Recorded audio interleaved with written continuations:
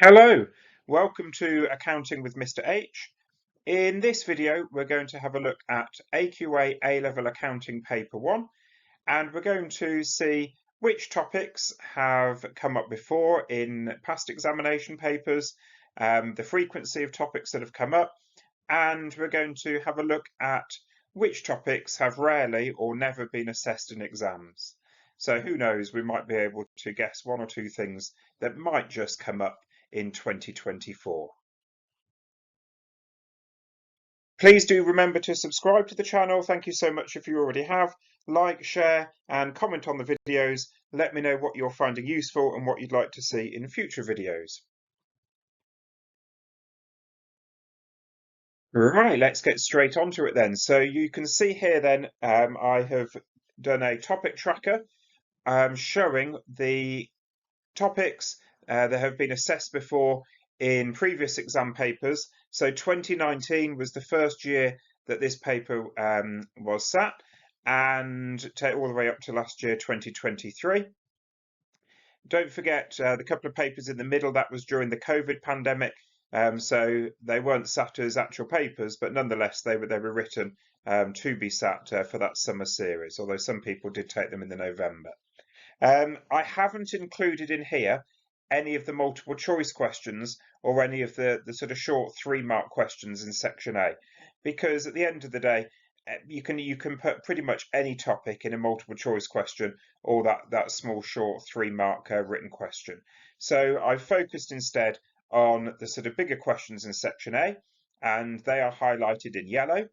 The questions that come up in section B, which are highlighted in pink, the questions that come up in section C, highlighted in green, and as I'm sure you know, there are 6-mark written questions in the paper, most commonly in section B, although I think at least once they have come up in section A. So the 6-mark written questions I've highlighted in blue. So quite a lot going on here. A couple of things that we can see. If you look at section 1, you can see nothing at all is on there, but I wouldn't rush out and think, okay, this is going to be a huge question, because section 1, remember, is such a small topic, and it really just looks at the differences between an accountant and a bookkeeper, and management accounting and financial accounting. So that has come up as a 3-mark written question before, but there isn't a huge amount that you can do with that kind of topic to turn it into much of a bigger question. If we look at section 2, types of business, so this has predominantly come up in section C. We've had questions about a partnership versus a limited company. So a sole trader, which one would it be better to become? We've had a question about a sole trader considering becoming a partnership and doesn't know who to form the partnership with. And we've also had one on sources of finance with a business that had an overdraft and was looking at ways of reducing that overdraft, perhaps by taking out a loan or improving their cash flows. So all of those questions were 25-mark questions. So quite interesting to see how they can take quite a few topics from section 2 and turn it into 25-mark questions. Section 3, what typically comes up from section 3, the double entry model, if we look at the tracker there, all of the things that have come up in the past have essentially been T accounts, ledger accounts. So in 2019, there'd been a disposal and you needed to create the non-current asset account and the disposal account. In 2021, it was a disposal account and a provision for doubtful debts account. And in 2022, it was an income account, a rent receivable account.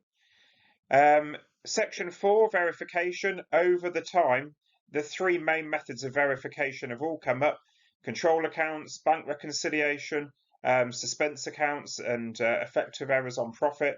You can see all have come up in section A, highlighted in yellow. There's also been a little bit in section B in 2021, asking you to prepare a journal, correcting errors. And there's also been a couple of written questions coming in here. So reasons for bank reconciliation, usefulness of a trial balance. Section 5, a bit like section 1, nothing sort of specific has come up. But again, these are the concepts, and really the concepts are embedded in so many other topics. So they do assess concepts, but they can come up in lots of ways. For example, they test them through the use of an income statement question, checking that you understand how to apply different concepts.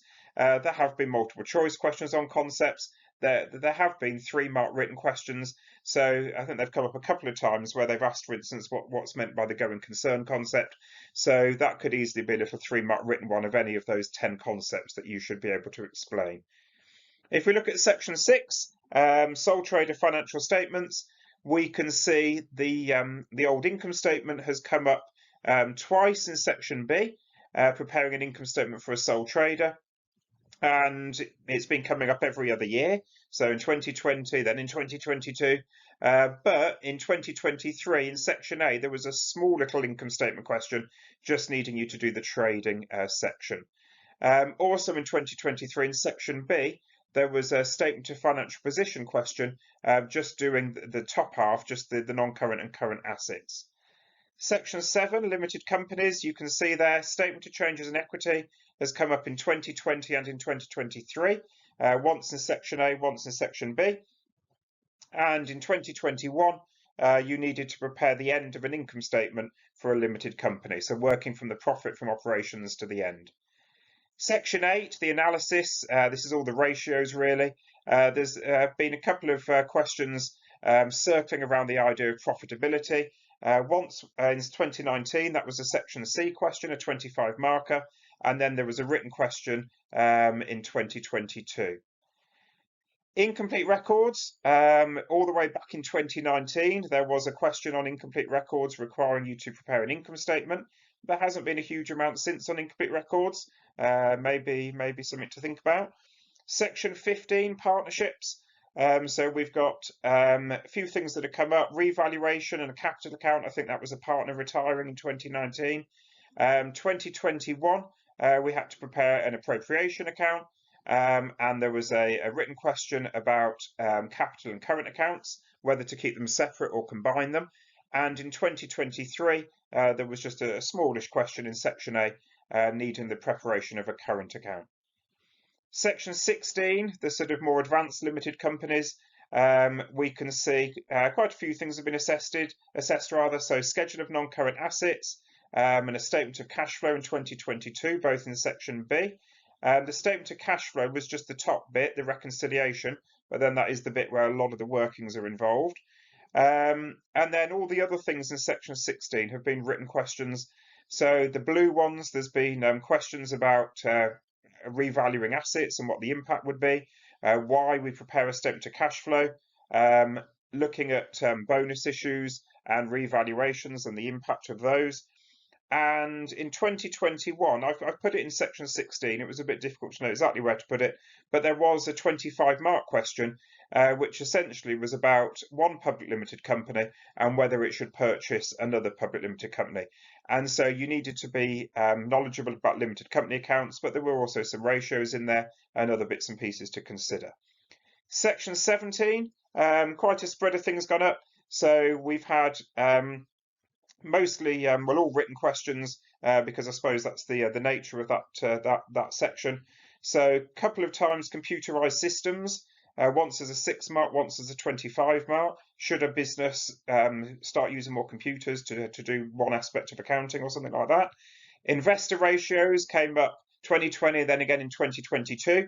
So a potential investor having some capital, wondering how to or where to invest this money, and perhaps giving you information on different companies and some investor ratio analysis. And in 2023, there was just a 6-mark written question comparing single versus double entry bookkeeping. And section 18, which is predominantly about ethics, we can see there was a 6-marker on it all the way back in 2019. And then there have been a couple of 25-mark questions on it in 2020 and then last year in 2023.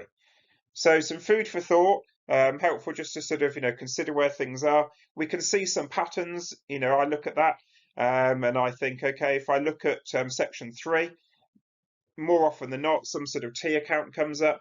If I look at section 4, apart from last year, one of the main methods of verifying records, either control account, bank rec, suspense accounts, has come up each year. So you can start to see some patterns in what's happening. So as I say, some food for thought there.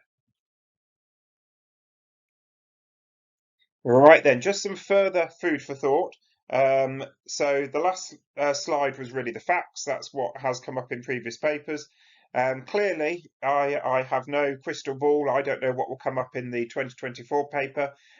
So my little disclaimer, don't take anything I'm saying as it definitely will or definitely won't come up.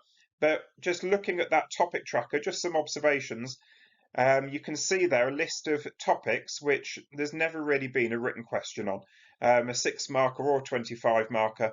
So perhaps in your revision, these might be things just to consider. They've never asked a written question. I've given the section numbers there as well. Section 2 about a limited company, a private limited company, perhaps becoming a public limited.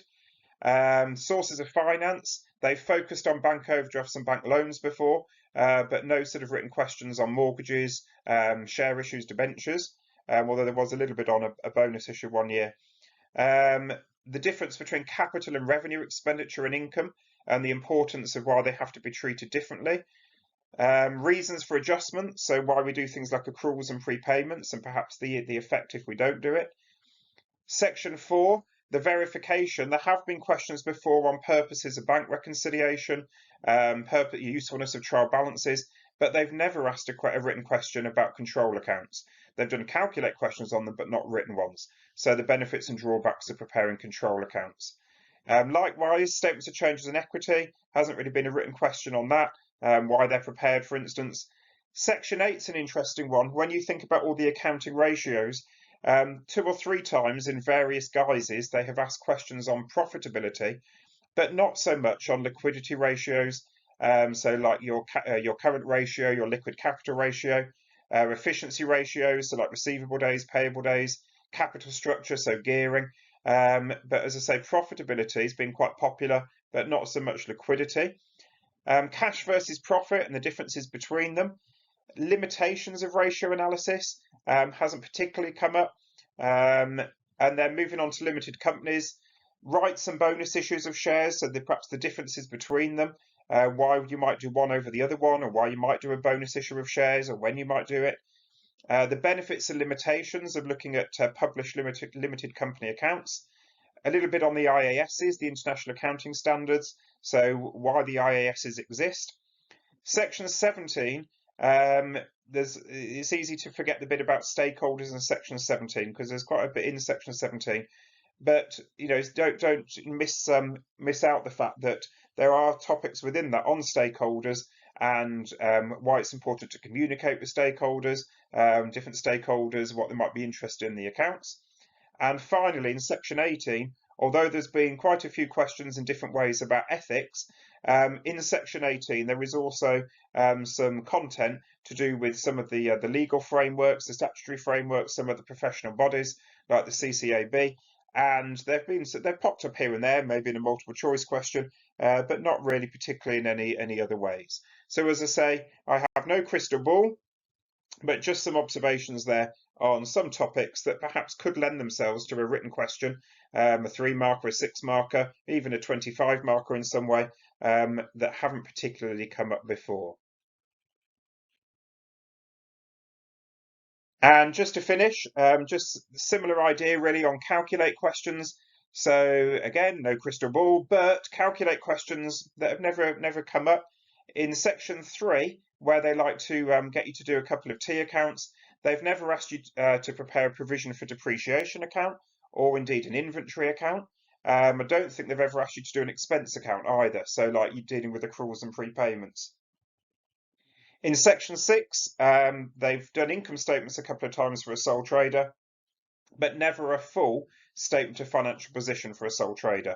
They've done part of one, but not a full one. And remember, when we prepare financial statements, they can be for a service business or a trading business. And all the questions that have come up before have been for trading businesses, where we've had revenue and cost of sales and gross profit, which doesn't apply to a service business. Section 7, they haven't asked for a statement of financial position for a limited company. In a way, I suppose they're quite similar to sole traders, but they might ask you to do part of one. It could be like the equity part, for instance. Section 8, I've mentioned this in the written one, but it's the same with the calculate. They predominantly focused on profitability in Section 8. So in terms of asking you to calculate or do some judgments on, again, the liquidity, efficiency, gearing ratios. Section 14, a statement of affairs. That question, I'm sure it's come up in section A, one of the smaller questions, perhaps even almost like a multiple choice one, using a statement of affairs to calculate profit simply for incomplete records, but hasn't sort of come up much other way. And as I say, looking at the topic tracker, incomplete records hasn't come up at all since the very first year in 2019. Section 15, partnerships. They haven't asked for an income statement or an SFP for a partnership. They've asked for an appropriation account, so the sort of end of the income statement. Again, perhaps they're thinking we won't do that because they're quite similar to other ones, sole traders and things. But it's just worth bearing in mind, they might throw at you the end of a statement of financial position for a partnership, checking that you understand how to deal with the capital accounts and the current accounts in the SFP, for example. Section 16 in limited companies. They've asked you to do a reconciliation in the statement of cash flow, but they've never asked for the full statement of cash flow. Again, they might not. Sometimes they choose different parts, but they, don't forget that we've got the operating section, the investing activities, and the financing activities. So the previous question just focused on the operating activities. So again, just some food for thought on there. Okay, hope that's been helpful for you, and just giving you perhaps some ideas, something to reflect on as you're working through your final revision for your exams. Thank you again for subscribing. Please do subscribe if you haven't already, and like, share, and comment on the video.